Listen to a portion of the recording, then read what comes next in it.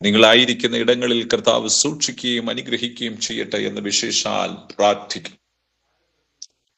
ഈ രാത്രികാലത്തെ ചിന്തയ്ക്കായി നമുക്കൊരു വേദഭാഗം വായിച്ച് പരിശുദ്ധാത്മാവ് നിയോഗം നൽകുന്നത് പോലെ മുന്നോട്ട് പോകാൻ കർത്താവിൽ ഞാൻ ശരണപ്പെടുകയാണ്. എല്ലാവരുടെയും കരങ്ങളിൽ വിശുദ്ധ ബൈബിൾ ഉണ്ട് എന്നാണ് എൻ്റെ വിശ്വാസം. ഉള്ളവർ കരങ്ങൾ വിശുദ്ധ ബൈബിൾ എടുത്ത് വേദഭാഗങ്ങൾ തുറന്ന് വായിച്ചൊരുമിച്ചിരുന്ന് ഭവനത്തിലിരുന്ന് ധ്യാനിക്കുന്ന വലിയൊരു അനുഗ്രഹമായിരിക്കും. ലൂക്കോസിന്റെ സുവിശേഷം 18-ാം അധ്യായം അതിന്റെ 7-ാം വാക്യം പരിശുദ്ധാത്മാവ് ഇങ്ങനെ രേഖപ്പെടുത്തിയിരിക്കുന്നു: ദൈവമോ രാപ്പകൽ തന്നോട് നിലവിളിക്കുന്ന തന്റെ വൃദ്ധന്മാരുടെ കാര്യത്തിൽ ദീർഘക്ഷമയുള്ളവനായാലും അവരെ പ്രതിക്രിയ നടത്തി രക്ഷിക്കുകയില്ലയോ? Praise the Lord. ഒരിക്കൽ കൂടെ ഞാൻ ആ വേദഭാഗം വായിപ്പാൻ ആഗ്രഹിക്കുന്നു. ദൈവമോ തന്നോട് നിലവിളിക്കുന്ന തന്റെ വൃദ്ധന്മാരുടെ കാര്യത്തിൽ ദീർഘക്ഷമയുള്ളവനായാലും അവരെ പ്രതിക്രിയ നടത്തി രക്ഷിക്കുകയില്ലയോ? അനുഗ്രഹീതമായ ഒരു വേദഭാഗമാ പരിശുദ്ധാത്മാവ് നമുക്ക് നൽകപ്പെട്ടത്. ദൈവത്തിന്റെ ആത്മാവ് വിശേഷാൽ മരുഭൂമിയുടെ പാന്താവുകളിൽ നിന്ന് തന്റെ ഉപവാസവും പ്രാർത്ഥനയും പിശാചിനാൽ പരീക്ഷണവും ഒക്കെ കഴിഞ്ഞ യേശു മരുഭൂമിയിൽ നിന്ന് പുറത്തു വരുന്നത് ആത്മനിറവോട്. താൻ പോയതുപോലെയല്ല തിരിച്ചു വരുന്നത്. തന്നിൽ എന്തൊരു വ്യത്യാസം മുഖത്തുണ്ട്.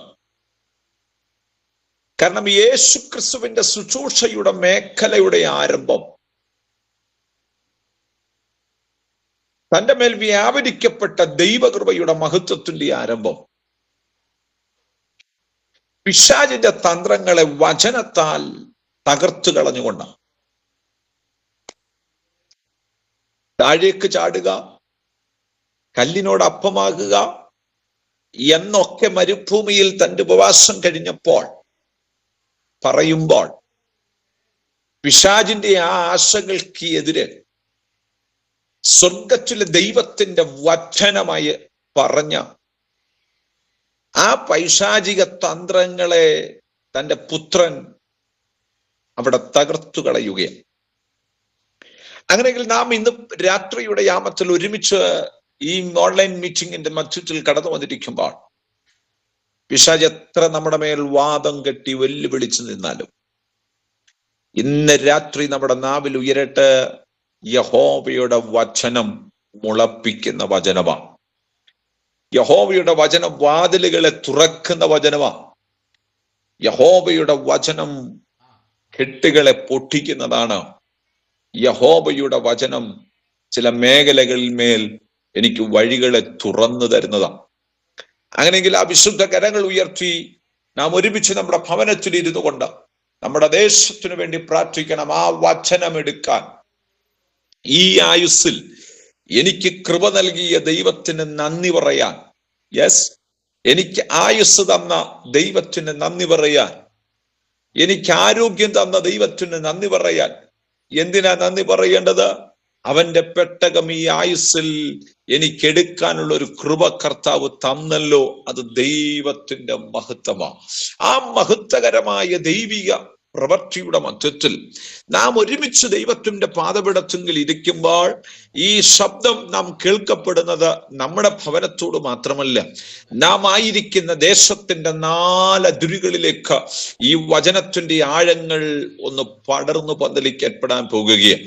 അങ്ങനെയെങ്കിൽ ആത്മനിയോഗത്തോടെ എത്ര പേർക്ക് കർത്താവിനോട് പ്രാർത്ഥിക്കാൻ കഴിയും? എന്റെ ദൈവം പ്രാർത്ഥന കേൾക്കുന്ന ദൈവമാ. എന്റെ ദൈവം എനിക്ക് വേണ്ടി പ്രവർത്തിക്കുന്ന ദൈവമാ. എന്റെ ദൈവം ഇന്ന് രാത്രി എനിക്ക് വേണ്ടി വചനം അയച്ച് എന്നെ വിടിവിക്കുന്ന കർത്താവാകിയാൽ ആ കർത്താവിന്റെ പാദപീഠത്തിങ്കൽ പ്രാർത്ഥനയോടെ മുട്ടുകുത്തിയിരിക്കുന്ന സഹോദരങ്ങളെ, ഈ ശബ്ദം കേൾക്കുന്ന ജീവിതങ്ങളോട് ദൈവത്തിന്റെ വചനം പറയുന്നു, നിങ്ങൾ ഭയപ്പെടേണ്ട, ഭ്രമിക്കുകയും വേണ്ട, ഞാൻ നിങ്ങളോട് കൂടെയുണ്ട് എന്ന് അരുളി ചെയ്തവൻ ഈ രാത്രി നമ്മുടെ മധ്യത്തിൽ ആഗതനായി, നിങ്ങൾ എവിടെയായിരിക്കുന്നു അവിടെ ആഗതനായി ഇന്ന് രാത്രിയുടെ യാമത്തിൽ, ഇനിയും മറ്റൊരു രാജ്യത്തിൽ പകലാണെങ്കിൽ പോലെയും അവിടെയും നിങ്ങളുടെ മധ്യത്തിൽ ആഗതനായി എന്റെ കർത്താവ് ഇറങ്ങി വന്നിട്ടുണ്ട്. എന്താ? യഹോവ എന്റെ ഇടയനാകുന്നു, എനിക്ക് മുട്ടുണ്ടാകുകയില്ല. പച്ചയായ പുൽപ്പുറങ്ങളിൽ ആമേൻ. അങ്ങനെയെങ്കിൽ ആ നാവുകളെ ചലിപ്പിച്ച് ചേർന്ന് ബാക്കി ആ സങ്കീർത്തന ഭാഗം പറയാൻ കഴിയണം. സ്വസ്ഥതയുള്ള വെള്ളത്തിനരികത്തേക്ക്. അങ്ങനെയെങ്കിൽ കർത്താവിന്റെ കരങ്ങളിലേക്ക് ഏൽപ്പിച്ചു കൊടുത്ത് പ്രാർത്ഥിക്കട്ടെ. യഹോവ എന്റെ ഇടയനാണ്. അങ്ങനെയെങ്കിൽ ഈ വചനത്തിലേക്ക് നമ്മുടെ ശ്രദ്ധയെ നാം കൊണ്ടുവന്ന നാം ഒരുമിച്ച് ദൈവത്തിന്റെ പാദപീഠത്തിൽ ഇരുന്ന് പ്രാർത്ഥിക്കുമ്പോൾ ഒരു കാര്യം ഓർത്ത് നാം ദൈവത്തിനും മഹത്വം കൊടുക്കാനിടയായി തീരണം. സഹോദരങ്ങളെ, ദൈവമോ രാപ്പകൽ തന്നോട് നിലവിളിക്കുന്ന തന്റെ വൃദ്ധന്മാരുടെ കാര്യത്തിൽ ദീർഘക്ഷമയുള്ളവനായാലും അവരെ പ്രതിക്രിയ നടത്തി രക്ഷിക്കുകയില്ലയോ? നമ്മുടെ ദൈവത്തെക്കുറിച്ച് വ്യക്തമായ ഒരു അധികാര മേഖല, ഒരു കാമേൻ ആണ് ഇവിടെ നോട്ട് ചെയ്തിരിക്കുന്നത്. ദൈവമോ തന്നോട് നിലവിളിക്കുന്ന തന്റെ വൃദ്ധന്മാരുടെ കാര്യത്തിൽ. നമ്മുടെ ദൈവത്തിന്റെ പാദപീഠത്തിങ്കൽ നാം കടന്നു വരുമ്പോൾ ഒരു കാര്യം നാം മറന്നു പോകരുത്. നമ്മെ മറക്കുന്ന പലരും നമ്മുടെ ചുറ്റുപാടുകളിലുണ്ട്. നമ്മെ മറന്നു കളയുന്ന, നമ്മെ വിളിക്കാതിരിക്കുന്ന അനേകർ നമ്മുടെ മധ്യത്തിൽ ഒക്കെ ഉണ്ടാകാം. പക്ഷെ ഇന്നും നമ്മെ മറന്നു കളയാത്ത ഒരു ദൈവം നമ്മുടെ മധ്യത്തിൽ ആഗതനായി എഴുന്നള്ളി വന്നിട്ടുണ്ട്. മിനിസ്റ്ററെ, ദൈവത്തിന്റെ ആത്മ പറയുന്ന ദൂത് ശ്രദ്ധിച്ചു കൊള്ളുക. മറന്നു കളയുന്നൊരു ദൈവത്തെ അല്ല സഹോദരി ആരാധിക്കുന്നത്. ആമേൻ. മറന്നു കളയാത്ത, ആമേൻ, പെറ്റമ്മ മറന്നാലും മറന്നു കളയാത്ത ഒരു ദൈവത്തിന്റെ പാദപീഠത്തിങ്കൽ നാം ഒരുമിച്ച് കടന്നു വന്നിരിക്കുന്നത്. അതുകൊണ്ട് ദൈവത്തിന്റെ ആത്മനിയോഗത്തിലേക്ക് ഈ രാത്രികാലം സമർപ്പിക്കപ്പെടട്ടെ എന്ന് പരിശുദ്ധാത്മാവ് വ്യക്തമായി ആലോചന വിളിച്ചു പറയുകയാണ്. അതുകൊണ്ട് ദൈവാത്മാവിന്റെ നിയോഗത്തിൽ നാം ശ്രദ്ധിച്ചു കൊള്ളണം. ദൈവമേ രാപ്പകൽ തന്നോട് ഒരു കാര്യം ഉറപ്പ, ദൈവസന്നിധിയിൽ നിലവിളിക്കുന്ന, രാത്രി എന്നാകട്ടെ പകലെന്നാകട്ടെ നിലവിളിക്കുന്ന ആരെയും ദൈവം മറക്കുന്നില്ല കേട്ടോ. ഈ രാത്രിയുടെ യാമം എത്ര പേർക്ക് കരങ്ങൾ ഉയർത്തി ദൈവത്തോട് പ്രാർത്ഥിക്കാൻ കഴിയും? എന്നെ മറന്നു കളയുന്ന ഒരു ദൈവത്തെ അല്ല ഞാൻ സേവിക്കുന്നത്. കാരണം എന്താണ്? തന്നോട് നിലവിളിക്കുന്ന. നോക്കിക്കേ, ഇന്ന് രാത്രി നിങ്ങൾ എവിടെയായിരുന്നാലും ദൈവത്തോട് നിങ്ങൾ നിലവിളിക്കാൻ, ദൈവസന്നിധിയിൽ ഹൃദയങ്ങളെ തുറക്കപ്പെടാൻ, ആത്മനിയോഗത്തോടെ ദൈവിക പദ്ധതികളിലേക്ക് വിട്ടുകൊടുപ്പാൻ തയ്യാറാകുന്നെങ്കിൽ നിശ്ചയമായും ആ ശബ്ദത്തെ കേൾക്കുന്ന ഒരു ദൈവമാ നമ്മുടെ മധ്യത്തിൽ ആഗതനായി എഴുന്നള്ളി വന്നിരിക്കുന്നത്. ശ്രദ്ധിക്കണം. ആമേൻ. ദൈവത്തിന്റെ പർവ്വതമായ ഹോരേബിന്റെ അടിവാര ചുറ്റളവിലൊക്കെ ആമേൻ കർത്താവിന്റെ ദാസനായിരിക്കുന്ന മോശ തന്റെ അമ്മായിപ്പന്റെ ആടുകളെ മേയിച്ചുകൊണ്ട് താൻ ഇങ്ങനെ യാത്രകൾ ചെയ്തുകൊണ്ടിരിക്കുകയാണ്. അമ്മായിപ്പന്റെ ആടുകളെ മേയിക്കുമ്പോൾ തന്റെ അമ്മായിപ്പൻ പുരോഹിതന യിത്രോബിന്റെ ആടുകളെ അവൻ എന്ത് ചെയ്യുകയോ വളർത്തുകയോ ഓരോ സ്ഥാനങ്ങളിൽ കൊണ്ടുപോയി അതിന് പച്ചയായ പുൽപ്പുറങ്ങളിലേക്ക് നടത്തി അതിന് വെള്ളം കൊടുത്ത് അതിനെ വളർത്തിക്കൊണ്ടുപോകുന്ന ഒരു ബിസിനസ് മേഖലയിലേക്ക് താൻ ഇങ്ങനെ മുന്നോട്ട് പോയിക്കൊണ്ടിരിക്കുമ്പോൾ ശ്രദ്ധിച്ചോണം, ഒരിക്കലും താൻ പ്രതീക്ഷിക്കാത്ത ഒന്ന് ഹോരേബിന്റെ മലമുകളിൽ നടക്കപ്പെടുകയാണ്. നമുക്കറിയാം, ഈ ആടുകളെ വളർത്തിയിട്ടുള്ളവരാ മിക്കവാറും മാതാപിതാക്കൾ ഈ ആടുകളെയൊക്കെ വളർത്തിയിട്ടുണ്ടായിരിക്കും. ഇന്ന് വീടുകളിലൊക്കെ കുറവാ. പണ്ടത്തെ കാലങ്ങളിൽ ആടുകൾ, പശുക്കൾ അതുപോലെയുള്ള മൃഗങ്ങളെയൊക്കെ വളർത്തി ജീവിച്ചൊരു കാലഘട്ടം ഇന്നുമുണ്ട്. എങ്കിൽ ഈ കുഞ്ഞാടുകൾ ജനിച്ചു വീണ് ചില ദിവസങ്ങൾക്ക് ശേഷം ഈ കുഞ്ഞാടുകളെ ഒന്ന് ശ്രദ്ധിച്ചാൽ നമുക്കൊരു കാര്യം കാണാൻ പറ്റും. എന്താ? ഈ കുഞ്ഞാടുകൾ ഒരിടത്ത് അടങ്ങിയിരിക്കുന്ന സ്വഭാവത്തിലുള്ളവരല്ല. അവരിങ്ങനെ ഓടി നടക്കും. അങ്ങനെ ഓടി നടക്കുന്ന കൂട്ടത്തിൽ പല പാറക്കഷ്ണങ്ങളിൽ ചവിട്ടി ഈ കുഞ്ഞാടുകൾ എന്ത് ചെയ്യും? ഓടി നടക്കുമ്പോൾ ചില പാറക്കഷ്ണങ്ങളൊക്കെ ഇളകി താഴെ കുരുണ്ടു വന്ന് മറ്റു പാറക്കഷ്ണങ്ങളിൽ കൊണ്ട് അതിന്മേൽ കല്ലുരുട്ടി ഉരസി തീ പിടിക്കുന്നത് പലപ്പോഴും സ്വാഭാവികമാണ്. അങ്ങനെയെങ്കിൽ ശ്രദ്ധിച്ചോണം, അനവധി തീകൾ പിടിക്കുന്നത് മോശ പലപ്പോഴും കണ്ടിട്ടുണ്ട്. പക്ഷെ മോശ പലപ്പോഴും കണ്ടിട്ടുള്ള ഈ തീ അവസാന വാടിക്കരിഞ്ഞ ഉണങ്ങി നിൽക്കുന്ന പുൽനാമ്പ് കത്തിത്തീരുമ്പോ ഈ തീ അവിടെ കെട്ടുപോകാറുള്ളതും സത്യമാണ്. ശ്രദ്ധിക്കണം. അങ്ങനെ നിൽക്കുമ്പോഴാണ് മോശയ്ക്ക് ദൈവത്തിന്റെ പർവ്വതമായ ഹോരേബിൽ അഗ്നിജാല പോലെ ഒരു തീ ഒരു മുൾപടർപ്പിന്റെ മേൽ കത്തി ജ്വലിക്കുന്നത് കണ്ട് ആ കണ്ടു കഴിഞ്ഞപ്പോൾ അവൻ കണ്ണ് ഒന്നെടുത്തു മാറ്റി പെട്ടെന്ന് അതിലേക്ക് തന്നെ തിരിച്ചു വന്നോ. അവന് അതിൽ നിന്ന് കണ്ണെടുക്കാൻ പറ്റാത്തൊരു സാഹചര്യം. എന്താ സാഹചര്യം? എന്തോ ഒരു പ്രത്യേകത ആ കത്തുന്ന തീക്കുണ്ട്. ഇന്നലകളിൽ പല തീ അവൻ കണ്ടിട്ടുണ്ട്. 3-ന്റെ തീ, 7-ന്റെ തീ, 21, അങ്ങനെ പല തീയും കണ്ടിട്ടുണ്ട്. കുറച്ചു കഴിയുമ്പോൾ ഈ തീ എന്ത് ചെയ്യും? കെട്ടുപോകാറുണ്ട്. സത്യമാ. പാറ കൊണ്ടുരസിയ ഈ തീ പുൽനാമ്പുകളിൽ തീ പിടിക്കുമ്പോൾ ഈ തീയൊക്കെ അല്പസമയം കഴിയുമ്പോൾ കെട്ടുപോകാറുണ്ട്. പക്ഷെ മോശയ്ക്ക് മനസ്സിലായി ഇത് പാറ കൊണ്ടുരസി കത്തിയ തീയല്ല, ഈ തീക്കെന്തോ പ്രത്യേകതയുണ്ട് എന്ന്. ഇന്ന് രാത്രി ആത്മനിയോഗത്തോടെ നീ പ്രാർത്ഥിക്കാൻ തയ്യാറാകട്ടെ. നാം ഈ മീറ്റിംഗിന്റെ മധ്യത്തിലായിരിക്കുമ്പോൾ നമ്മുടെ മേൽ കത്തിച്ച തീ മാനുഷികമായ ഒരു തീയല്ല, അത് ദൈവത്താൽ കത്തിയ ഒരു തീയ.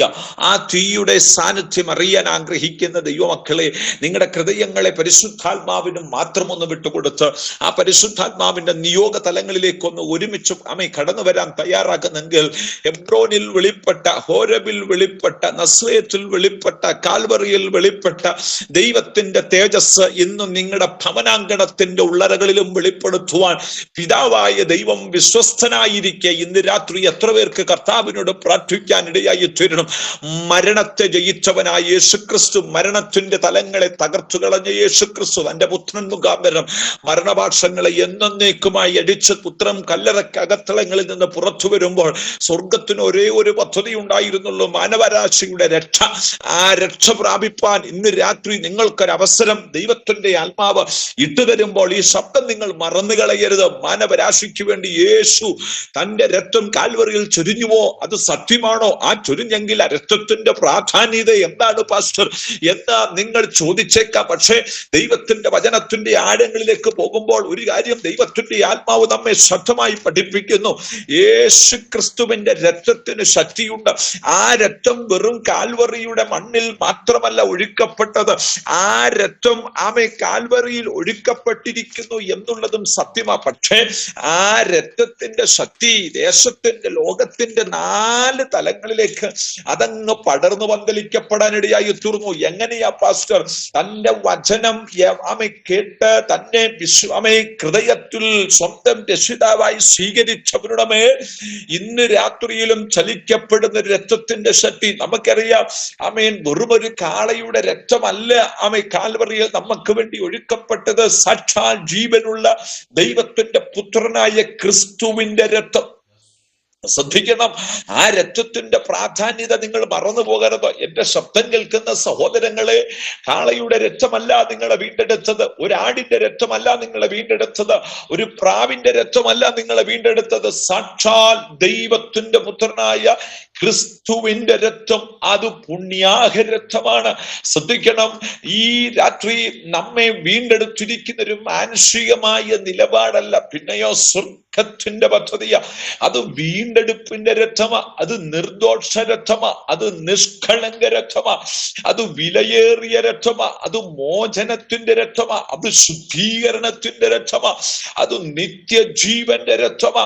ആമേൻ. അത് മധ്യസ്ഥതയുടെ രക്തമാ, അത് സമാധാനത്തിന്റെ രക്തമാ, അത് കഴുകലിന്റെ രക്തമാ, അത് നീതീകരണത്തിന്റെ രക്തമാ, അത് പ്രവേശനത്തിന്റെ രക്തമാ, അത് നിയമത്തിന്റെ രക്തമാ, അത് ഉയർപ്പിന്റെ രക്തമാ, അത് ജയത്തിന്റെ രക്തമാ, അങ്കികൾ വെളുപ്പിച്ച രക്തമാ, പുണ്യാഹ രക്തമാ.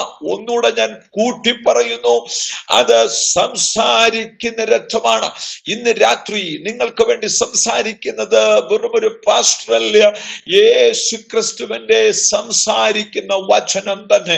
ആമേൻ. അങ്ങനെയെങ്കിൽ കർത്താവിനോട് നാം ചേർന്ന് കർത്താവിനോട് പ്രാർത്ഥിക്കട്ടെ. എന്നെ മറന്നു കളയുന്ന ഒരു ദൈവത്തെ അല്ല ഞാൻ ആരാധിക്കുന്നത്, എന്നെ നന്നായി അറിയുന്ന ഒരു ദൈവത്തെ.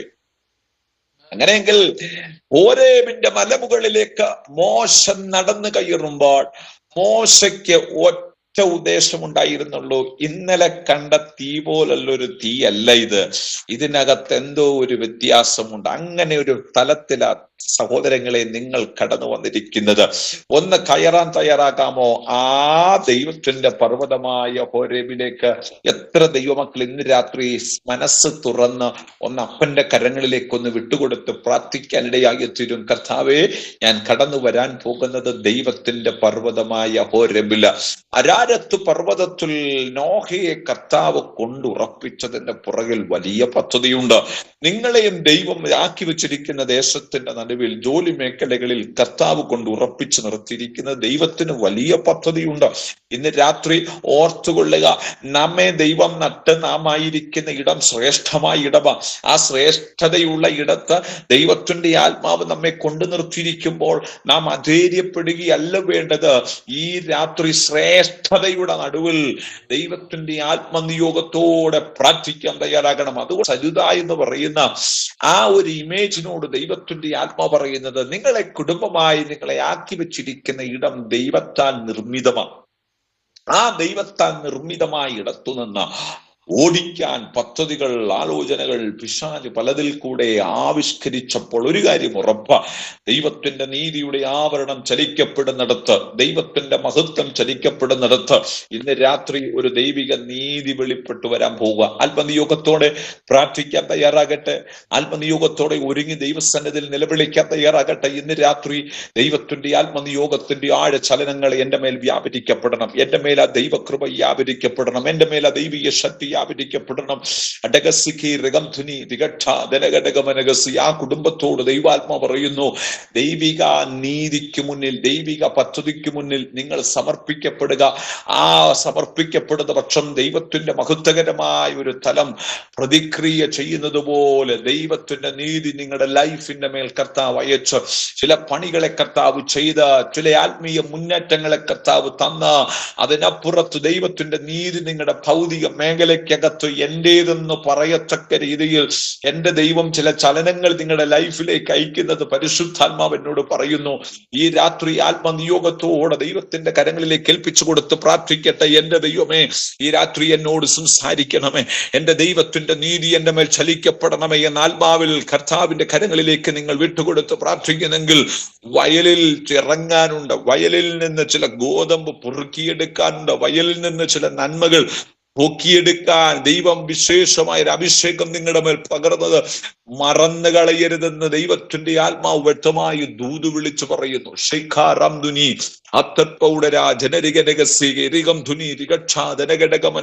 യേശുവിന്റെ രക്തം ജയമെടുത്ത് പ്രാർത്ഥിക്കുന്നു. എല്ലാ ദൈവമക്കളും ചേർന്ന് പ്രാർത്ഥിച്ചാട്ടെ. എനിക്ക് വേണ്ടി പ്രതിക്രിയ ചെയ്യുന്ന കർത്താവ് ഇന്ന് രാത്രി നമ്മുടെ മധ്യത്തിൽ നാം ആയിരിക്കുന്ന ഇടങ്ങളിൽ ആമേൻ, അവൻ ആഗതനായി എഴുന്നള്ളി വന്നിട്ടുണ്ട്. എനിക്ക് വേണ്ടി പ്രതിക്രിയ ചെയ്യുന്ന കർത്താവെന്ന് വിശ്വസിക്കണമേ. നാം പലപ്പോഴും മറന്നു കളയുന്നൊരു വിഷയമാണ്. ദൈവം എന്റെ പ്രാർത്ഥന കേൾക്കുന്നില്ല, ദൈവം എന്നെ മറന്നു കളഞ്ഞോ, ഞാൻ എവിടെയെല്ലാം പോയി, ഞാൻ എവിടെയെല്ലാം നിന്ന് പ്രാർത്ഥിച്ചു, അവിടെയൊന്നും എനിക്കൊരു വ്യത്യാസമുള്ളൂ. എന്നാൽ യേശു തന്റെ പരസ്യ ശുശ്രൂഷ കാലഘട്ടങ്ങളിൽ തന്റെ അടുക്കൽ വന്നിരിക്കുന്ന ജനതയോട്, അല്ലെങ്കിൽ തന്റെ ശിഷ്യന്മാരോട് യേശു പറയുന്നൊരു കാര്യമാണ്, നിങ്ങൾ മടുത്തു പോകാതെ എപ്പോഴും എന്ത് ചെയ്യണം? പ്രാർത്ഥിക്കണം. മടുത്തു പോകാതെ നാം എപ്പോഴും പ്രാർത്ഥിക്കണം എന്നുള്ളതിന് അവൻ ഒരു കാര്യം ഉറപ്പിക്കാം, ശിഷ്യന്മാർ മാത്രമല്ല, യേശുവിനെ അനുഗമിക്കുന്ന ഒരു കൂട്ടം ജനത അവിടെയുണ്ട്. അവരോടൊക്കെ പറഞ്ഞ ഒരു പ്രധാനപ്പെട്ട വിഷയം, മടുക്കരുത്. നിങ്ങൾക്ക് പ്രതിക്രിയയുണ്ട്, നിങ്ങൾക്ക് മറുപടിയുണ്ട്, നിങ്ങളുടെ പ്രാർത്ഥന കേൾക്കുന്നുണ്ട്, നിങ്ങളുടെ വിഷയത്തിന് പരിഹാരമുണ്ട്, നിങ്ങൾക്ക് സൗഖ്യമുണ്ട്, ദൈവം നിങ്ങൾക്ക് വാതിലുകൾ തുറന്നു തരും. ശ്രദ്ധിച്ചേ. രാജാവ് ഓർഡർ ഇട്ടു 7 മടങ്ങ് തീ വർദ്ധിപ്പിക്കാം. എന്ത് വിറക് വേണ്ടി വരൂല്ലേ? തീ കത്തിക്കുമ്പോൾ അല്ലെങ്കിൽ ഗ്യാസ് അടുപ്പ് കത്തിക്കുമ്പോൾ കൈയൊന്ന് പൊള്ളുന്നതിന്റെ വേദന നമുക്ക് നല്ലപോലെ അറിയാം. എന്നിട്ട് 7 മടങ്ങ് രാജാവ് കൽപ്പന പുറപ്പെടുവിച്ചു. 7 മടങ്ങ് നിസ്സാരമാണോ? അല്ല. അതിന്റെ ഫിസിക്കൽ കണക്കൊക്കെ പറയുകയാണെങ്കിൽ ഒരു സാധാരണ മനുഷ്യനൊന്നും ചെല്ലാൻ പറ്റില്ല. ഒത്തിരി ബുദ്ധിമുട്ടുകൾ അതിനകത്തുണ്ട്. എന്നാൽ അസാധ്യങ്ങളെ സാധ്യമാക്കുന്നൊരു ദൈവം. ഒരു കാര്യം ദൈവം എന്നെ പഠിപ്പിച്ചു, ശത്രുക്കളുടെ മുന്നിൽ കർത്താവ് മേശ ഒരുക്കുന്നത്. എത്ര പേർക്ക് ആത്മാവിൽ കർത്താവിനോട് പ്രാർത്ഥിക്കാൻ കഴിയും? ഈ ബൈബിൾ കൺവെൻഷന്റെ 2ാം ദിവസം ദൈവാത്മാവ് നിങ്ങളോട് പറയുന്ന ഒരു ദൂത, ദേശത്തിന്റെ നടുവിൽ, രാജ്യങ്ങളുടെ നടുവിൽ, ഗ്രാമങ്ങളുടെ നടുവിൽ, ഭവനത്തിന്റെ നടുവിൽ നിങ്ങളെ നിന്ദിച്ചോ, അവിടിട്ട് കർത്താവ് നിങ്ങൾക്ക് റൂട്ട് ഒരുക്കും, വഴിയൊരുക്കും. 3 ബാലന്മാരെ പിടിച്ച് ബന്ധിച്ചു. നിസ്സാര കാര്യമാണ്. ഒന്നും വണങ്ങിയില്ല എന്നുള്ളൊരു നിസ്സാര കാര്യം. അവരൊരു ആരാധന കൊടുത്തില്ല എന്നൊരു നിസ്സാര കാര്യം. കയ്യിൽ ചങ്ങല വീണു. നിമിഷ നേരം കൊണ്ട് ബലവാനായ സൈന്യങ്ങൾ പിടിച്ചുകെട്ടി അവരെ തീക്കത്തേക്ക് ഇടാൻ വരികയും. നോക്കിക്കേ, ഇട്ടു. അടുത്ത ദിവസം നമ്മൾ ചിന്തിച്ച എന്തായിരുന്നു? രാജാവ് കരുതിയത് എന്താ? അവര് വീണ നിമിഷം എന്ത് ചെയ്യും? ചാരമാവും. അത്രയ്ക്ക് തീയുടെ ചൂടാ, അത്രയ്ക്ക് പ്രതിസന്ധിയാ, അത്രയ്ക്ക് വെല്ലുവിളിയാ. എത്ര പേർക്ക് ഇത് കേൾക്കുമ്പോൾ ഒരു ആമയും പറയാൻ പറ്റും? ഭവനത്തിന്റെ അകത്ത് ചില കടബാധ്യതകളെ വെല്ലുവിളികൾ, തലമുറയുടെ ജോലി മേഖലകളിൽ ചില വെല്ലുവിളികൾ. ഒരു രക്ഷയില്ല മുന്നോട്ട് പോകാൻ, ഇല്ലേ? ഇപ്പോ നിന്നെ തകർച്ച കളയുന്ന ചില വേദനകൾ കടന്നു വന്നേക്കും. പക്ഷെ ആ തീക്കകത്തും ദൈവത്തിന്റെ നീതി ചലിക്കുന്നത്. ആത്മാവിൽ ഇന്നലകളിൽ ആ കൃപ അനുഭവിച്ചവരും എനിക്കത് അറിയണമെന്ന് ആഗ്രഹിക്കുന്ന ദൈവമക്കളും ആത്മനിയോഗത്തോടെ കർത്താവിനോട് പ്രാർത്ഥിച്ചോ. അവൻ തീ കൂട്ടട്ടെ, തീയുടെ ശക്തി കൂട്ടട്ടെ, പ്രതിസന്ധികളുടെ ആഴം കൂട്ടട്ടെ. എന്നാൽ അതിൻ്റെ അകത്ത് അതിനെക്കാട്ടിലും ഇരട്ടിയായിരിക്കും എൻ്റെ ദൈവത്തിന്റെ മഹത്വം. ഈ വെളിപ്പാട് പ്രാപിച്ചവരാ 3 പേരും. നീ എത്ര ആഴികൾ കൂട്ടിയാലും, നീ എത്ര ഞങ്ങളെ ബന്ധിച്ചാലും, എത്ര ഇരുട്ടിന്റെ മേഖലകളിലേക്ക് ഞങ്ങളെ കൊണ്ടെറിഞ്ഞാലും ഒരു കാര്യം ഞങ്ങൾക്കുറപ്പാണ്: ഞങ്ങൾ സേവിച്ച ദൈവത്തിന്റെ മഹത്വം ഈ തീയെക്കാട്ടിലും വലുതാ. അതുകൊണ്ട് ഈ തീയൊന്നും ഞങ്ങളെ നശിപ്പിക്കാൻ പറ്റില്ല. നോക്കിക്കേ, ഒരു കുറ്റവാളിയെ തൂക്കിക്കൊല്ലുവാൻ കൊണ്ടുപോകുമ്പോൾ അവന്റെ മാനസിക സ്ഥിതി നമുക്കറിയാം. നിങ്ങൾ ഹിസ്റ്ററി പഠിക്കാൻ താല്പര്യമുള്ളവനാണെങ്കിൽ നമ്മുടെ ഇന്ത്യയുടെ ഹിസ്റ്ററി നിങ്ങൾ പഠിക്കണം. അനേകം മഹാന്മാരെ അല്ലെങ്കിൽ ചെയ്യാത്തവരെയൊക്കെ ബ്രിട്ടീഷ് സാമ്രാജ്യം തൂക്കിലേറ്റിയ ചരിത്രമുണ്ട്. നോക്കിക്കേ, ചിലരുടെയൊക്കെ ഹിസ്റ്ററി പഠിക്കുമ്പോൾ അവർ ഭയപ്പെട്ട് അലറിയൊക്കെയ തൂക്കുമരത്തിലേക്ക് കയറി ചെല്ലുന്ന, കാരണം മരണഭയം. പക്ഷെ ഈ 3 ബാലന്മാരുടെ മേൽ മരണഭയത്തിന്റെ ഒരു അലർച്ചയില്ല. അവർ സന്തോഷത്തോടെ നടന്നു കയറി. എന്നാൽ ഞാൻ വിശ്വസിക്കുന്നു, അവരെ ബന്ധിച്ചവർ നടന്നു കയറിയ നിമിഷം അവർക്ക് മുമ്പേ സ്വർഗം അവിടെ ഇറങ്ങി എന്നുള്ളതാണ്. എത്ര പേർക്ക് ആത്മാവിൽ, എത്ര പേർ കർത്താവിനോട് പ്രാർത്ഥിക്കാൻ കഴിയും? നിന്നെ ഏതെങ്കിലും മേഖലകളിൽ ബന്ധിക്കാൻ കടന്നു വരുന്നോ? നിന്നെ എവിടെയെങ്കിലും തകർക്കാൻ കടന്നു വരുന്നോ? നിനക്ക് വേണ്ടി സ്വർഗം ഇറങ്ങാൻ പോകുകയാണ്. നിനക്ക് വേണ്ടി ദൈവത്തിന്റെ നീതി വെളിപ്പെടാൻ പോവുകയാണ്. കമലാശിഷ്ണോട് ദൈവത്തിന്റെ ആത്മാ പറയുന്നു, ഇന്ന് രാത്രി നീ മറന്നു കളയേണ്ട ദൈവത്തിന്റെ നീതി നിനക്ക് വേണ്ടി ചലിക്കപ്പെടുന്നത്. യേശുവിന്റെ രക്തം ജയമെടുത്ത് ആത്മനിയോഗത്തോടെ ഞങ്ങൾ പ്രാർത്ഥിക്കുന്നു. അവിടെ സ്വർഗം തുറക്കപ്പെട്ടിരിക്കുന്നു.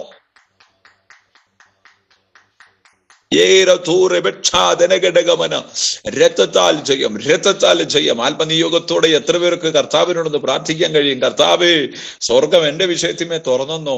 ഞാൻ കറുത്തവനല്ലേ, ഞാൻ വെളുത്തവനല്ലേ, എനിക്ക് പണമുണ്ടോ, ചെറിയ വീടല്ലേ, ചെറിയ കാറല്ലേ, വലിയ വീടല്ലേ എന്നൊക്കെ പറഞ്ഞ സമൂഹത്തിന്റെ മുന്നിൽ നിന്നെ അങ്ങോട്ടും ഇങ്ങോട്ടൊക്കെ തട്ടിക്കളിക്കുമ്പോൾ ഓർത്തോ, നിന്റെ ആത്മാവിനെ തള്ളിക്കളയാത്തൊരു സ്വർഗം ഇന്ന് രാത്രി ആത്മനിയോഗത്തോടെ കർത്താവിനോട് പ്രാർത്ഥിച്ചോണം. എന്നെ കാണുന്ന, എന്റെ ഹൃദയത്തെ കാണുന്ന, എന്റെ ജീവിതത്തിന്റെ ആഴങ്ങളെ കാണുന്ന ഒരു സ്വർഗമുണ്ട്. ദൈവാത്മാവ് എന്നെ പഠിപ്പിച്ചൊരു വിഷയം, ആ 3 യഹൂദൻ ബാലന്മാർ ശരിക്കും അവിടെ തലവണക്കിയിരുന്നെങ്കിൽ സ്വർഗത്തിന് ചലിക്കാൻ പറ്റില്ലായിരുന്നു. പലപ്പോഴും നമ്മുടെ ചില തീരുമാനങ്ങളാണ് സ്വർഗത്തിന് ചലിക്കാൻ ചില വഴികൾ തുറന്നത്. അവർ വണങ്ങാതെ നിന്നപ്പോൾ സ്വർഗം അവർക്ക് വേണ്ടി നിന്നു. ഇന്ന് രാത്രി എത്ര പേർക്ക് കർത്താവിനോട് പ്രാർത്ഥിക്കാൻ കഴിയും? അവർ വിഗ്രഹത്തിന്റെ മുന്നിൽ വണങ്ങാതിരുന്നപ്പോൾ സ്വർഗം അവർക്ക് വേണ്ടി എഴുന്നേറ്റെന്നുള്ളതാണ്. കാരണം ആരാധനയ്ക്ക് യോഗ്യനായവനെ ആരാധന കൊടുക്കാൻ പറ്റത്തുള്ളൂ. ഇന്ന് രാത്രി നാം വീട്ടിലിരുന്ന് കർത്താവിനെ ഈ ബൈബിൾ കൺവെൻഷൻ സംബന്ധിക്കുമ്പോൾ എന്തിനാ മീറ്റിംഗിലൊക്കെ ഇങ്ങനെ ദിവസങ്ങൾ നടത്തുന്നത്? ആരാധനയ്ക്ക് യോഗ്യനായ ദൈവത്തിന് മഹത്വം കൊടുക്കാനാണ്. അങ്ങനെയെങ്കിൽ ഓർത്തുകൊള്ളുക, ദൈവത്തിന്റെ മഹത്വം ഈ ദേശത്തിന്റെ നടുവിലേക്ക് ദൈവാത്മാവ് കൊണ്ടുവരുന്നുണ്ട്. ദൈവത്തിന്റെ നീതി വെളിപ്പെടുത്തി പരിശുദ്ധാത്മാവ് ആഴങ്ങളിലേക്ക് അത് എറിയുന്നുണ്ട്.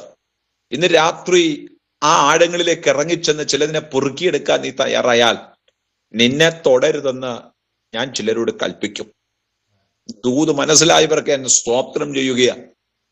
നിന്നെ തുടരുതെന്ന് ഞാൻ ഇവിടെ ഉള്ളവരോട് കൽപ്പിക്കും. ഒറ്റ വാക്ക്, അത് ശത്രുവിനോടായാൽ പോലും ദൈവത്തിന്റെ ആജ്ഞ നിനക്ക് വേണ്ടി പുറപ്പെടും. ഒരാമയും പറഞ്ഞ് സ്വീകരിച്ചോണം. ഈ ശബ്ദം കേൾക്കുന്ന ദൈവത്തിന്റെ പൈതലേ, തീ കൂമ്പാരത്തിന്റെ അകത്തേക്ക് എറിയപ്പെട്ട 3 പേരും സത്യത്തിൽ സന്തോഷത്തോടെ നടന്നു കയറിയത്.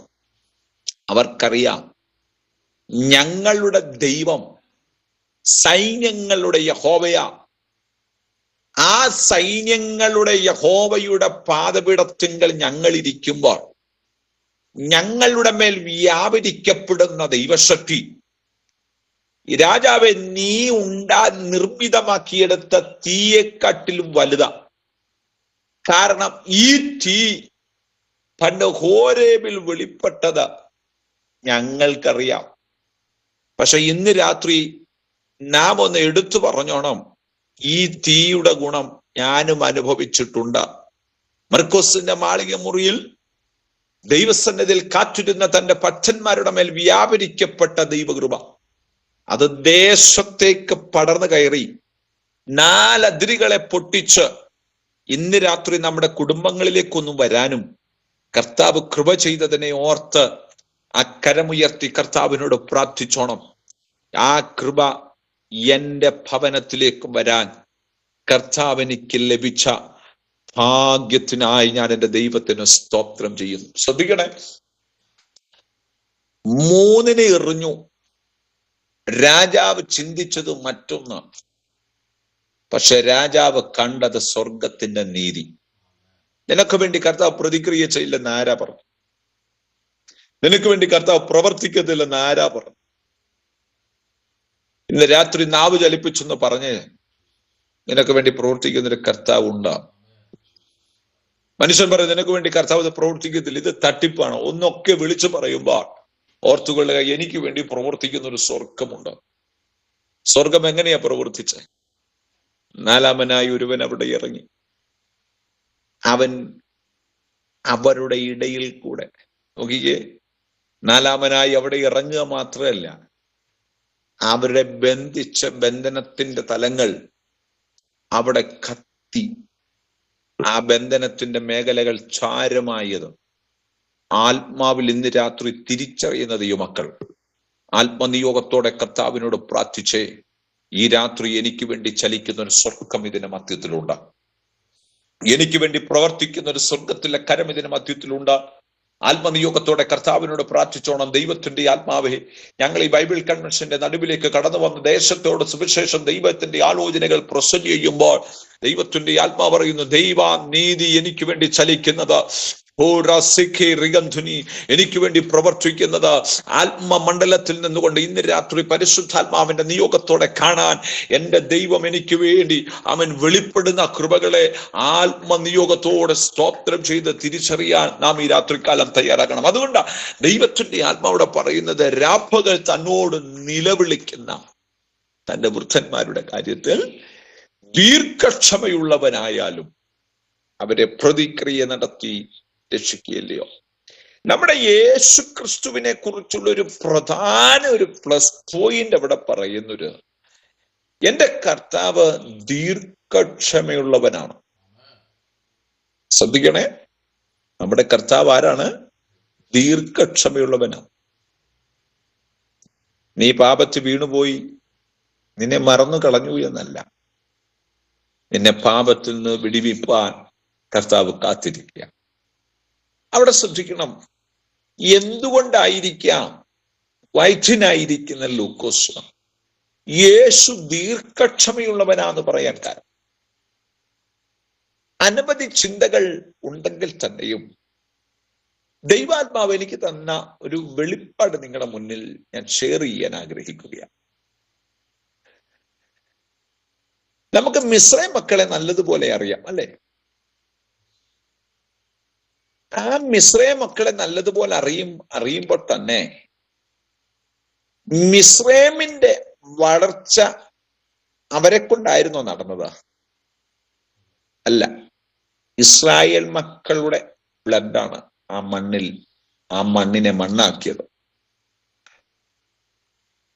ഫറവോന്യ നുഖത്തിന്റെ അടിമ നുഖത്തിൽ തന്റെ ജനമായ ഇസ്രായേൽ ജനം കിടക്കുമ്പോൾ, കഷ്ടത അനുഭവിക്കുമ്പോൾ, അതിന്റെ നടുവിൽ വേദനപ്പെട്ട് കിടക്കുന്ന ജനത്തിന്റെ കണ്ണുനീരിനെ കാണാതെ മിസ്രൈമ്യർ അത് ആനന്ദം കൊണ്ട്, സന്തോഷം കൊണ്ട് കൈകഴുകുന്ന ഒരു അനുഭവം.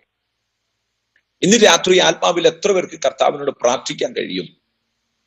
എന്റെ ദൈവം എനിക്ക് വേണ്ടി ചില വഴികളെ തുറന്നു തരാൻ പോവാം.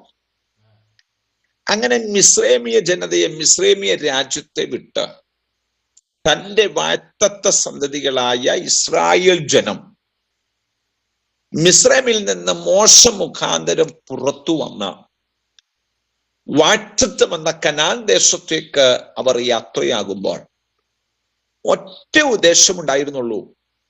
ഞങ്ങളോട് പിതാക്കന്മാരോട് പറഞ്ഞത് ഞങ്ങൾ മറന്നു കളഞ്ഞെങ്കിലും പറഞ്ഞ ദൈവം ഞങ്ങളെക്കുറിച്ച് എന്ത് ചെയ്തില്ല? മറന്നു കളഞ്ഞില്ല. ഇന്ന് രാത്രി ഒരു ദൂത് നിങ്ങളോട് ഷെയർ ചെയ്യുന്നു. നമ്മൾ മറന്നാലും നമ്മളെക്കുറിച്ച് ദൈവം മറക്കില്ല. നമ്മൾ പലതും മറന്നുപോകും, പക്ഷെ ദൈവം നമ്മളെക്കുറിച്ച് മറക്കില്ല. എന്താ പാസ്റ്റർ അങ്ങനെ പറഞ്ഞു?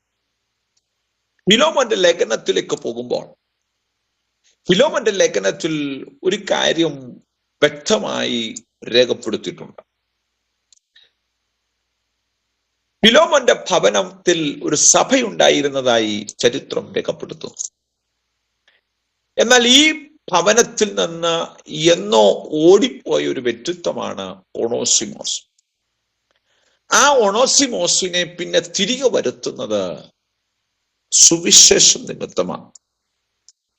ശ്രദ്ധിക്കണം, പിന്നെ ഫിലോമോന്റെ ഭവനത്തിലേക്ക് ഒണോസിമോസ് വരുന്നത് രക്ഷിക്കപ്പെട്ട കർത്താവിന്റെ കൃപയാൽ ആ നിലയിലേക്കാണ് ഒണോസിമോസ് ഫിലോമോന്റെ ഭവനത്തിലേക്ക് കടന്നു വരുന്നത്. അപ്പോസ്തലനായിരിക്കുന്ന പൗലോസ് തൻ കാരാഗ്രഹത്തിലായിരിക്കുമ്പോൾ തന്നെ ക്രിസ്തുവിന് വേണ്ടി ജനിപ്പിച്ച ഒരു മേഖലയുണ്ട് അതിനകത്ത്. റോമിലുള്ള കാരാഗ്രഹത്തിൽ താൻ ഈ ലേഖനം എഴുതി തിഹിക്കോസിന്റെ കയ്യിലും ഒണോസിമോസിനെ ചേർത്ത് ഫിലോമോന്റെ ഭവനത്തിലേക്ക് അയക്കുമ്പോൾ ഒറ്റ കാര്യം അവൻ പറയുന്നുള്ളൂ. അവൻ വേറിട്ട് പോയത്, അവൻ അല്പകാലം വേറിട്ട് പോയത് അവനെ സദാകാലത്തേക്കും നിനക്ക് ലഭിക്കേണ്ടത് ആയിരിക്കും. എന്നിട്ട് ഒരു കാര്യം കൂടെ പറയുന്നു, അവൻ ഇനി ദാസനല്ല, ദാസനും മീതെ പ്രിയ സഹോദരൻ തന്നെ. അവൻ വിശേഷാൽ എനിക്ക് പ്രിയനെങ്കിൽ നിനക്ക് ജഡസംബന്ധമായും കർത്തൃസംബന്ധമായും എത്ര അധികം. ആകയാൽ നീ എന്നെ കൂട്ടാളി എന്ന് കരുതുന്നുവെങ്കിൽ അവനെ എന്നെ പോലെ ചേർത്തുകൊള്ളുക എന്നൊരു കത്ത് ഫിലോമോന് അപ്പോസ്തലനായ പൗലോസ് കാരാഗ്രഹത്തിൽ വെച്ചെഴുതുമ്പോൾ ഒറ്റ ഉദ്ദേശമുണ്ടായിരുന്നുള്ളൂ, നശിച്ചു പോകരുത്. ഇവൻ ക്രിസ്തുവിനാൽ ജനിക്കപ്പെട്ടവൻ, ഇവൻ അനുഗ്രഹിക്കപ്പെടുവാൻ കാരണമാകും. അതുകൊണ്ട് ഇന്ന് രാത്രി കർത്താവിനോടൊന്ന് പ്രാർത്ഥിച്ചോണം. കർത്താവേ, ഈ രാത്രി ഞങ്ങൾ ഈ വചനത്തിന്റെ മുന്നിൽ ആഗതരായി എഴുന്നള്ളി വന്നിരിക്കുമ്പോൾ ഞങ്ങളെ മറന്നു കളയാത്തൊരു ദൈവം. ശ്രദ്ധിക്കണം, അങ്ങനെ ഈ ജനത മോശയുടെ നേതൃത്വത്തിൽ കനാൻ ദേശത്തേക്ക് യാത്ര ചെയ്യുമ്പോൾ ഇസ്രായേൽ മക്കൾ പല തെറ്റ് ചെയ്തതായി നമുക്ക് മരുഭൂമിയിൽ വെച്ച് കാണാൻ സാധിക്കുന്നുണ്ട്. പല തെറ്റ് ചെയ്തിട്ടുണ്ട്, പിറുപിറുത്തിട്ടുണ്ട്, പല തെറ്റുകൾ അവിടെ ചെയ്തപ്പോഴും ഇസ്രായേലിന്റെ ദൈവം ഓൺ ദ സ്പോട്ടിലാണ് അടി കൊടുക്കുന്നത്, ഓൺ ദ ലൈവിൽ. പിന്നത്തേക്ക് വെക്കുന്നില്ല. ഓന്റെ ലൈവിൽ അവർക്ക് ശിക്ഷ കൊടുക്കുക. എന്നാൽ കൃപയുടെ കാലഘട്ടത്തിലേക്ക് വന്നു കഴിഞ്ഞപ്പോൾ ഒരു വ്യത്യാസം സംഭവിച്ചു. എന്താണ് വ്യത്യാസം? കൃപ നിമിത്തം, രക്തനിമിത്തം, രക്ഷ നിമിത്തം എന്ത് ചെയ്യുക? ഓൺ ദ സ്പോട്ടിലേക്ക് അടിവരാതെ അവനെ സ്വർഗത്തോട് ചേർത്തു നിർത്താൻ പുത്രനായ ക്രിസ്തുവിന്റെ രക്തത്തിന് കഴിഞ്ഞു. ഒരാമയും പറയാൻ എത്ര പേർക്ക് തയ്യാറാകും? സ്വർഗത്തോട് ചേർത്തു നിർത്താൻ ക്രിസ്തുവിന്റെ രക്തത്തിന് കഴിഞ്ഞു. പഴയതെല്ലാം മാറി ഒരു പുതിയ അനുഭവത്തിലേക്ക് ആ വ്യക്തിത്വത്തെ സ്വർഗത്തിലെ ദൈവം മടക്കിക്കൊണ്ടുവരുന്ന ഒരനുഭവം. അങ്ങനെയെങ്കിൽ ഈ മീറ്റിംഗിന്റെ നടുവിൽ നാം ഒരുമിച്ചായിരിക്കുമ്പോൾ ചിലര് മടങ്ങി വരുന്ന ഒരു അനുഭവത്തിലേക്ക് ദൈവത്തിന്റെ ആത്മാവ് നമ്മെ കൊണ്ടുവരാൻ പോവാം. യേശുവിന്റെ രക്തം ജയമെടുത്ത് പ്രാർത്ഥിക്കുന്നു. ഈ മീറ്റിംഗിൽ സംബന്ധിക്കുന്ന ദൈവത്തിന്റെ പൈതലെ, ആത്മനിയോഗത്തോടെ കർത്താവിനോട് പ്രാർത്ഥിക്കാൻ തയ്യാറാകണം. എനിക്ക് വേണ്ടി ചലിക്കുന്ന, എനിക്ക് വേണ്ടി പ്രവർത്തിക്കുന്ന, എനിക്ക് വേണ്ടി ഇന്ന് രാത്രികാലം വാതിലുകളെ തുറന്നു തരുന്ന ആ ദൈവത്തിന്റെ നീതിമാനായ ദൈവത്തിന്റെ ഭുജത്തിന്റെ നടുവിൽ ഞങ്ങൾ ഒരുമിച്ച് ദൈവത്തിന്റെ സാന്നിധ്യത്തിന് മുന്നിലായിരിക്കുമ്പോൾ, കർത്താവേ എനിക്ക് വേണ്ടി ആ തലങ്ങളെ കർത്താവ് ഒരുക്കുക മാത്രമല്ല, ദൈവത്തിന്റെ നീതി എന്താണെന്ന് ശത്രുക്കളുടെ മുന്നിൽ കർത്താവ് എനിക്ക് വേണ്ടി ഒരുക്കണം. അതുകൊണ്ടാ ദൈവാത്മാ പറയുന്നത്, അവൻ ദീർഘക്ഷമയുള്ളവനാണ്. അവൻ ദീർഘക്ഷമയുള്ളവനായാലും അവര് പ്രതിക്രിയ നടത്തി രക്ഷിക്കുകയില്ലയോ? ഇന്ന് രാത്രി ആത്മനിയോഗത്തോടെ നാം ഒരുമിച്ച് കർത്താവിനോട് പ്രാർത്ഥിക്കുമ്പോൾ എനിക്ക് വേണ്ടി പ്രതിക്രിയ ചെയ്യുന്ന ഒരു ജീവനുള്ള ദൈവമുണ്ട് എന്ന് ആത്മാവിൽ തിരിച്ചറിയുന്നവർ ഈ രാത്രി കർത്താവിനോട് പ്രാർത്ഥിച്ചോണം. ഈ സന്തോഷം മറ്റുള്ളവരിലേക്കും ഷെയർ ചെയ്യുവാൻ, മറ്റുള്ളവരുടെ കുടുംബങ്ങളിലേക്ക് ഷെയർ ചെയ്യുവാൻ ഇന്ന് രാത്രി നിങ്ങളോട് ദൈവത്തിന്റെ ആത്മാവ് ഒരു നിയോഗത്തെ കർത്താവ് പകർന്നു തരുമ്പോൾ ആത്മനിയോഗത്തോടെ കർത്താവിനോട് പ്രാർത്ഥിക്കട്ടെ. എനിക്ക് വേണ്ടി ചലിക്കുന്ന ഒരു ദൈവമുണ്ടെന്ന്, എനിക്ക് വേണ്ടി പ്രവർത്തിക്കുന്ന ഒരു ദൈവമുണ്ടെന്ന്, എനിക്ക് വേണ്ടി സംസാരിക്കുന്ന ഒരു ദൈവമുണ്ടെന്ന് ആത്മനിയോഗത്തോടെ കർത്താവിനോട് പ്രാർത്ഥിക്കാൻ തയ്യാറാക്കണം. അതുകൊണ്ടാണ് യോശുവ ഒരിക്കലും തന്റെ യുദ്ധക്കളത്തിൽ താൻ പരാജയപ്പെടാൻ ഇടവന്നില്ല. അവന് വേണ്ടി പ്രവർത്തിക്കുന്ന ഒരു ദൈവമുണ്ടെന്ന് അവന് വ്യക്തമായി മനസ്സിലായി. അതുകൊണ്ടാണ് യോസഫ് ഒരിക്കലും നിരാശപ്പെടാൻ ഇടവന്നില്ല. താൻ അകപ്പെട്ടു വന്ന പല പ്രതിസന്ധികളുടെ മുന്നിലും ഓടിമറഞ്ഞ് വിശുദ്ധിക്കും ദൈവകൃപയ്ക്കും വേണ്ടി അവൻ ചുമൽ കൊടുത്തു. അങ്ങനെ കർത്താവ് ആഗ്രഹിക്കുന്ന തലങ്ങളിലേക്ക് സ്വർഗത്തിലെ ദൈവത്തിന്റെ ആത്മാവ് അവനെ കൊണ്ടുവന്നിരുത്താൻ കർത്താവ് ഇടവരുത്തിയെങ്കിൽ ഇന്ന് രാത്രി എത്ര പേർക്ക് ആത്മാവിൽ കർത്താവിനോട് പ്രാർത്ഥിക്കാൻ കഴിയും? എന്റെ ദൈവത്തിന്റെ നീതിയുടെ ചലനം ഈ രാത്രി ഞങ്ങളുടെ മേൽ വ്യാപരിക്കപ്പെട്ടുകൊണ്ടിരിക്കുകയാണ്. എന്റെ ദൈവത്തിന്റെ മഹത്വകരമായ പ്രവൃത്തി ഇന്ന് രാത്രി ഞങ്ങളുടെ മേൽ വ്യാപരിക്കപ്പെട്ടുകൊണ്ടിരിക്കുന്നു. അതുകൊണ്ട് 18-ാം അധ്യായത്തിൽ, ലൂക്കോസിന്റെ സുവിശേഷം 18-ാം അധ്യായത്തിന്റെ 1-ാം വാക്യം മുതൽ നാം പഠിച്ചു വരുമ്പോൾ ദൈവത്തിന്റെ ആത്മാവ് പറയപ്പെടുന്ന ഒരു പ്രധാനപ്പെട്ട വിഷയം, ദൈവാത്മാവിടെ നോട്ട് ചെയ്യുന്നത് ഇങ്ങനെയാണ്: മടുത്തു പോകാതെ എപ്പോഴും പ്രാർത്ഥിക്കണം എന്നുള്ളതിന് അവൻ അവിടെ ഒരു ഉപമ പ്രസ്താവിക്കുകയാണ്. ഇന്ന് രാത്രി മടിപ്പിക്കുന്ന മേഖലകൾ കടന്നു വന്നേക്കാം, നിരാശപ്പെടുന്ന മേഖലകൾ കടന്നു വന്നേക്കാം, നമ്മെ ഒതുക്കിക്കളയുന്ന പ്രതിസന്ധികൾ കടന്നു വന്നേക്കാം. പക്ഷെ അതിന്റെ മുന്നിൽ ഇന്ന് രാത്രി ആത്മാവിൽ കർത്താവിനോട് പ്രാർത്ഥിച്ചോണം. ദൈവമേ, എന്റെ ദൈവത്തിന്റെ നീതിയുടെ കരം എനിക്ക് വേണ്ടി ചലിക്കപ്പെടുന്നത് അത്ര ശ്രേഷ്ഠമാണ്. ഒരു കാര്യം ഉറപ്പാണ്, ദൈവത്തിന്റെ പ്രവർത്തികൾ ആഴങ്ങളിലേക്ക് ഇറങ്ങുമ്പോൾ ആഴങ്ങളുടെ ഉള്ളറകളിൽ ദൈവം ചില ചലനങ്ങളെ സൃഷ്ടിക്കും. സ്തോത്രം. ആഴങ്ങളുടെ ഉള്ളറയിൽ ദൈവം ചില ചലനങ്ങളെ സൃഷ്ടിക്കും. എന്താ ആഴങ്ങളുടെ ഉള്ളറയിൽ ദൈവം ചില ചലനങ്ങളെ സൃഷ്ടിക്കപ്പെടുക? ഈ രാത്രി എത്ര പേർക്ക് കർത്താവിനോട് പ്രാർത്ഥിക്കാനിടയായി തീരും? എന്റെ മേൽ ദൈവം ഒരു പ്രവൃത്തികളെ അയക്കണം. ആഴങ്ങളുടെ മേൽ. എന്താ ആഴങ്ങളുടെ മേൽ? എന്റെ ഭവനത്തിന്റെ അകത്ത് കർത്താവ് എനിക്കൊരു പ്രവൃത്തി അയക്കണം. എന്റെ ജോലിക്കകത്ത് കർത്താവ് ഒരു പ്രവൃത്തി അയക്കണം. എന്റെ കുടുംബജീവിതത്തിന്റെ ഉള്ളറകളിലേക്ക് കർത്താവ് എനിക്കൊരു പ്രവൃത്തി അയക്കണം. എന്റെ ലൈഫിലേക്ക് കർത്താവ് എനിക്കൊരു പ്രവൃത്തി അയക്കണം. എത്ര പേർക്ക് കർത്താവ് പ്രാർത്ഥിക്കാനിടയായി തീരും? എനിക്ക് വേണ്ടി കർത്താവ് പ്രവൃത്തി ഐക്യപ്പെടുക തന്നെ ചെയ്യും. സ്തോത്രം. എന്താണ് ദൈവത്തിന്റെ ആത്മാവ് ഓർപ്പിക്കപ്പെടുന്നത്? ഹന്ന ദൈവസന്നിധിയിൽ ഇരുന്ന് കരയുന്ന ഒരനുഭവത്തിലേക്ക് കടന്നു വരികയാ. ആ അനുഭവ പശ്ചാത്തലത്തിൽ അവളുടെ ഹൃദയം ദൈവസന്നിധിയിലേക്ക് പരിപൂർണമായി സമർപ്പിക്കപ്പെട്ട് പരിപൂർണമായി ദൈവത്തോട് പ്രാർത്ഥിക്കുന്ന ഒരനുഭവം അനുഭവ പശ്ചാത്തലത്തിലേക്ക് ദൈവത്തിന്റെ ആത്മാവ് അവിടെ വരികയാ. ശ്രദ്ധിക്കണം, അവളുടെ ഉള്ളറകളെ നന്നായി യേശു തിരിച്ചറിയുന്നു. സ്വർഗത്തിലെ ദൈവം തിരിച്ചറിയുന്നു. ഇന്ന് രാത്രി പുറമേ ഉള്ളതിലേക്കല്ല, അകത്തളങ്ങളിലെ ഭാരങ്ങളെ നന്നായി കഴുകിയെടുക്കുന്ന, നന്നായി വിവേചിക്കുന്ന ഒരു ദൈവം. സ്തോത്രം. ഈ മീറ്റിംഗിൽ നാം പ്രാർത്ഥിച്ചു പ്രാരംഭ സമയങ്ങളിൽ, ഇല്ലേ? പല ദൈവമക്കളുടെ പേരുകൾ പറഞ്ഞെടുത്ത് പ്രാർത്ഥിച്ചു, പല വിഷയങ്ങൾ നാം പ്രാർത്ഥിച്ചപ്പോൾ ഒരു കാര്യം മനസ്സിലാക്കിക്കൊള്ളുക, നമ്മൾ പ്രാർത്ഥിച്ചപ്പോഴും നമ്മുടെ ഹൃദയത്തിന്റെ അകത്ത് എന്തൊക്കെയായിരുന്നു എന്നുള്ളത് ആർക്കും അറിയില്ല.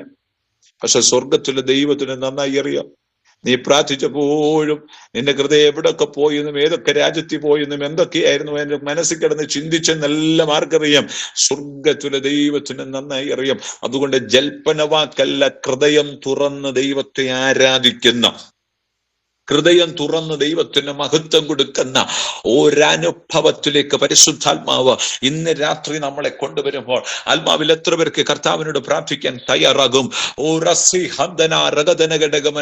യേശുവിന്റെ രക്തം ജയമെടുത്ത് പ്രാർത്ഥിക്കുന്നു. നിശ്ചയമായും ഞങ്ങളെ പ്രതിക്രിയ ചെയ്യുന്ന, ഞങ്ങളെ വിടിവിക്കുന്ന, ഞങ്ങളെ സഹായിക്കുന്ന ആ ദൈവത്തിന്റെ അടുക്കലേക്ക് ഞങ്ങൾ പ്രാർത്ഥനയോടെ അടുത്തു വരുന്നു. ഇന്ന് രാത്രി ഞങ്ങൾ ഈ ബൈബിൾ കൺവെൻഷന്റെ രണ്ടാം സമയം ദിവസം ദൈവത്തിന്റെ പാദപീഠത്തിൽ മുട്ടുകുത്തുമ്പോൾ, ദൈവിക സാന്നിധ്യത്തിന്റെ മുന്നിൽ ഹാമിനായിരിക്കുമ്പോൾ, കർത്താവ് ഞങ്ങളോട് പറയപ്പെടുന്ന ഒരേ ഒരു ആലോചന, ദൈവത്തിന്റെ നീതിക്ക് മുന്നിൽ ഇന്ന് രാത്രി പ്രാർത്ഥനയോടെ ഇരിക്കുന്നവരോട് പരിശുദ്ധാത്മ പറയുന്നു, നിങ്ങൾ മടുത്തു പോകാതെ പ്രാർത്ഥിക്കുക.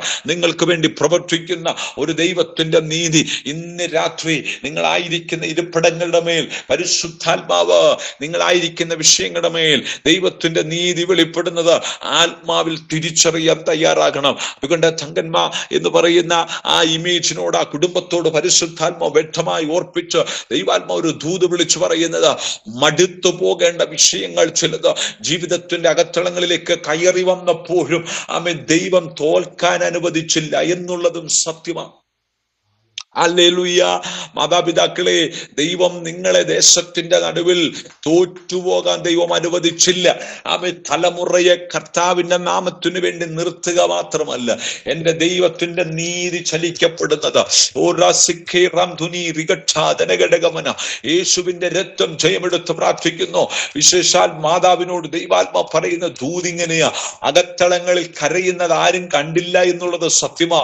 പക്ഷേ ഉള്ളറകളെ നന്നായി അറിയുന്ന ഒരു ദൈവം നടുവിൽ ഉണ്ട് എന്ന് തിരിച്ചറിയുന്നെങ്കിൽ ആത്മനിയോഗത്തോടെ ഈ രാത്രി കർത്താവിനോട് പ്രാർത്ഥിച്ചോണം. ഈ രാത്രി എന്റെ പ്രാർത്ഥന കേൾക്കുന്ന ഒരു ദൈവം ജീവിക്കുന്നു എന്ന് പിന്നെയും രുചിച്ചറിയട്ടെ എന്ന് ആത്മാവ് വ്യക്തമായി ദൂത് വിളിച്ചു പറയുന്നു. യേശുവിന്റെ രക്തം ജയമെടുത്ത് പ്രാർത്ഥിക്കുന്നു. നമുക്ക് ആത്മനിയോഗത്തോടെ കർത്താവിനോട് പ്രാർത്ഥിക്കാം. എനിക്ക് വേണ്ടി പ്രതിക്രിയ ചെയ്യുന്ന, എന്നെ വിടിവിക്കുന്ന, എന്നെ സഹായിക്കുന്ന ഒരു ദൈവത്തിന്റെ പാദപീഠത്തിങ്കൽ എനിക്കിന്ന് രാത്രി കടന്നു വരാൻ അവസരങ്ങളെ നൽകിയ ആ ദൈവത്തിന് ചേർന്ന് മഹത്വം കൊടുപ്പാൻ ഇടവരട്ടെ.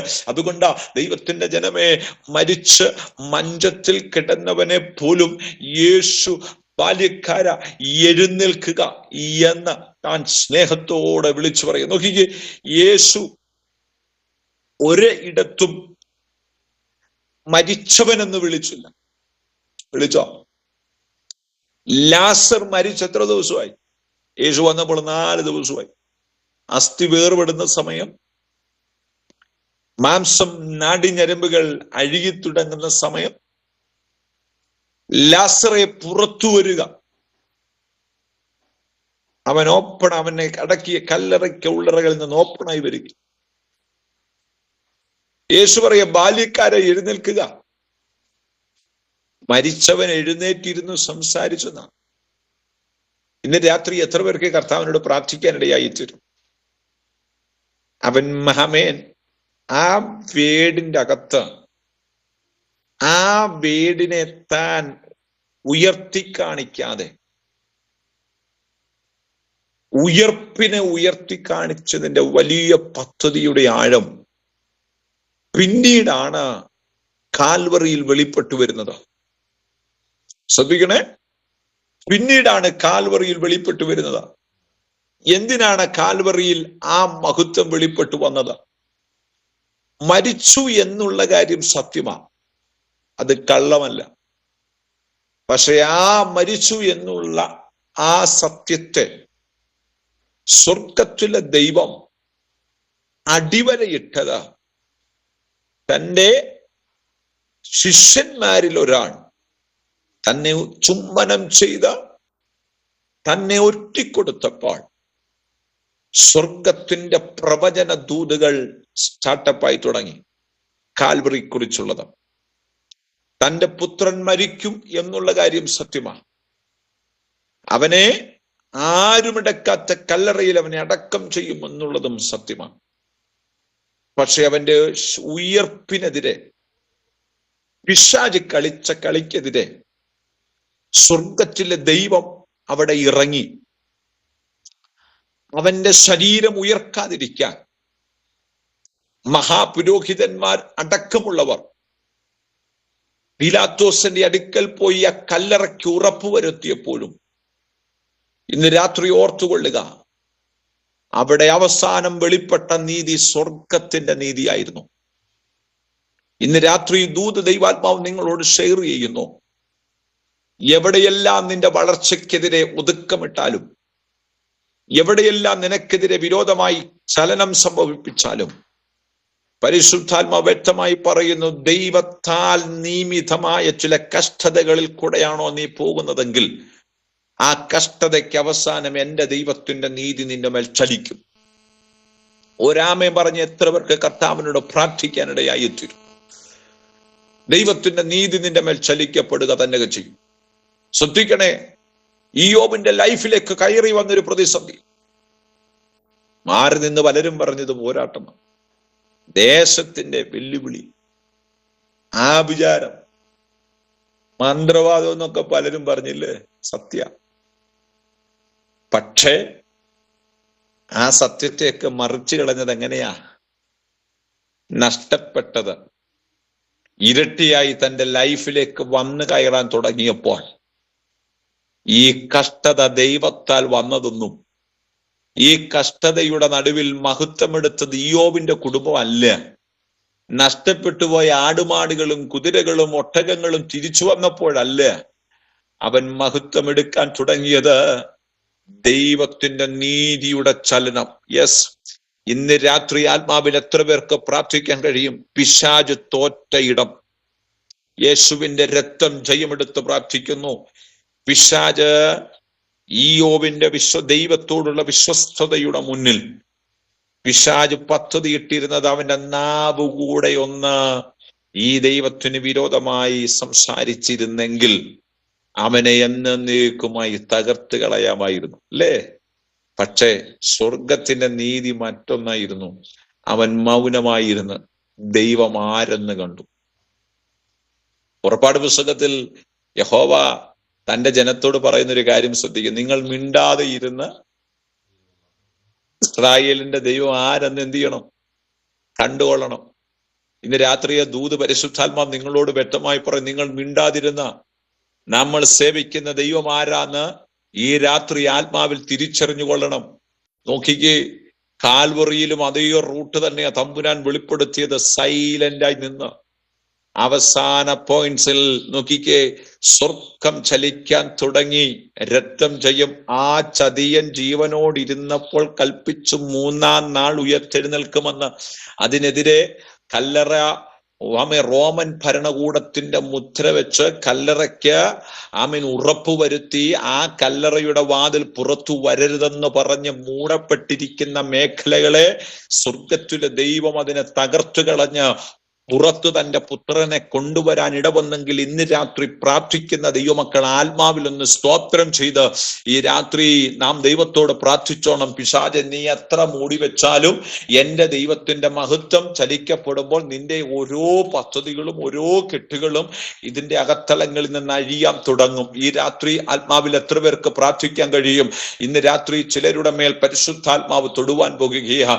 ദൈവത്തിന്റെ നീതി നിങ്ങളുടെ മേൽ ചലിക്കുന്നത് ഈ രാത്രി ആത്മാവ് ആത്മാവിൽ നിങ്ങൾ കണ്ടുകൊള്ളട്ടെ എന്ന് ആത്മാവ് ദൂത് പറയുന്നു. റസിക്കെ റഗംധുനി രാജി എന്ന് പറയുന്ന ആ ഇമേജിനോട് പരിശുദ്ധാത്മാവ് ദൂത് പറയുന്നത് ഇങ്ങനെയാ: തകർന്നു എന്ന് ചിന്തിച്ച സമയത്ത് എന്റെ ദൈവത്തിന്റെ മഹത്വം ഇറങ്ങി വന്ന് ചലിച്ചത് ദാസിയെ നീ മറന്നു കളയരുത്. ആ ദൈവം വിശ്വസ്തനെന്ന് മാത്രമല്ല, ആ ദൈവത്തിന്റെ നീതിയുടെ വല്ലഭത്വത്തിന്റെ ആഴം ഇന്ന് രാത്രി നിന്റെ ഭവനാങ്കണത്തിന്റെ ഉള്ളറയിൽ ചലിക്കുന്നത് ആത്മാവിൽ തിരിച്ചറിഞ്ഞുകൊള്ളട്ടെ എന്ന് പരിശുദ്ധാത്മാവ് ദൂത് പറയുന്നു. നമ്മുടെ കണ്ണുകളടയ്ക്കാം. ഒരു നിമിഷം നിങ്ങൾക്ക് വേണ്ടി പ്രാർത്ഥിക്കുവാൻ ആമേൻ ഞാൻ